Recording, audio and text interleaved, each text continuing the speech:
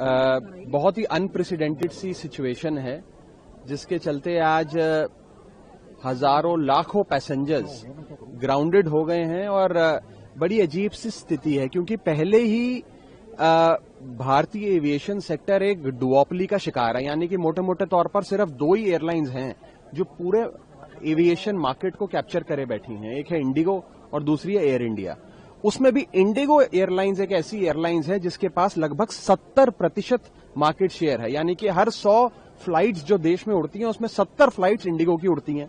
इतनी बड़ी एयरलाइंस जो देश को एक कोने से दूसरे कोने को से लोगों को जोड़ती है, आज अगर वो ठप हो जाती है, बंद हो जाती है, तो जाहिर तौर पे पैसेंजर्स को बहुत ज्यादा परेशानी झेलनी पड़ रही है। मेरे कुछ सवाल हैं। पहला सवाल तो ये है कि डीजीसीए ने अगर एफडीटीएल का ये पूरे नियम लागू करने ही थे तो इस पूरी रेगुलेटरी फ्रेमवर्क का पहले ऑडिट करना चाहिए था कि क्या एयरलाइंस के पास इतनी बैंडविड्थ है, इतनी बेंच स्ट्रेंथ है, पायलट रोस्टर इस प्रकार का है कि वो कर पाएंगे। दूसरा, एयरलाइंस को खुद को अपने आप को एक इस तरीके से प्रिपेयर करना चाहिए था कि ये स्थिति ना आए।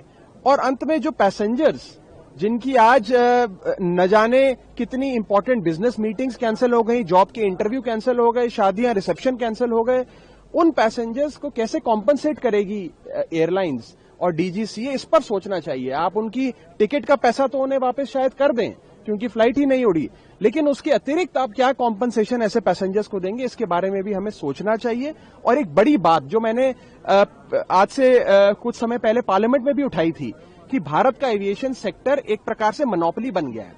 दो एयरलाइंस ही चला रही हैं। जैसे आप अगर भारत का टेलीकॉम सेक्टर देखिए, आज या समझिए एयरटेल या जियो में से कोई एक बड़ा सर्विस प्रोवाइडर ठप हो जाए तो हम सबके फोन चलने बंद हो जाएंगे। उसी प्रकार से अगर एक ही एयरलाइंस 70% एयर ट्रैफिक चला रही है इस देश का, अगर वो ठप हो जाए तो यही होगा कि सब लोग ग्राउंडेड हो जाएंगे। और कई सारे सांसद आज जो सदन में बैठे थे, फ्राइडे को आप सब जानते हैं कि तमाम सांसद पूरे हफ्ते का पार्लियामेंट्री लेजिस्लेटिव बिजनेस समाप्त करके अपने अपने क्षेत्र जाते हैं कि सैटरडे संडे में लोगों के बीच रहकर काम करें। आज तमाम सांसद भी इस इंडिगो की फ्लाइट कैंसिलेशन के चलते परेशान हो रहे हैं। वो अपने क्षेत्र नहीं पहुंच पा रहे हैं, उनके वहां कार्यक्रम लगे हैं, लोगों की समस्याएं सुननी है, वो भी नहीं हो पा रहा है। तो कुल मिलाकर स्थिति गंभीर है और मैं उम्मीद करता हूं कि सरकार जल्द से जल्द इस पे कोई ठोस कदम उठाएगी और आगे से खासतौर पर सिविल एविएशन मंत्रालय जो है वो इन चीजों का ध्यान रखेगा और कोई भी रेगुलेटरी फ्रेमवर्क लाने से पहले उसका मुस्तैदी से ऑडिट करेगा और एयरलाइन की प्रेपरेटरी कोशिशें हैं उसका भी जायजा लेगा। आपने मोनोपोली की बात की, किसकी मोनोपोली की बात कर रहे हैं? देखिए, आज प्राइवेट एयरलाइंस की मोनोपोली है। दो एयरलाइंस हैं भारत देश में जो पूरा एयर ट्रैफिक कंट्रोल करती हैं। एक इंडिगो है, एक एयर इंडिया है, और तो कोई है नहीं। तीसरी स्पाइस जेट बेचारी तो 1-2% मार्केट शेयर पे बैठी है।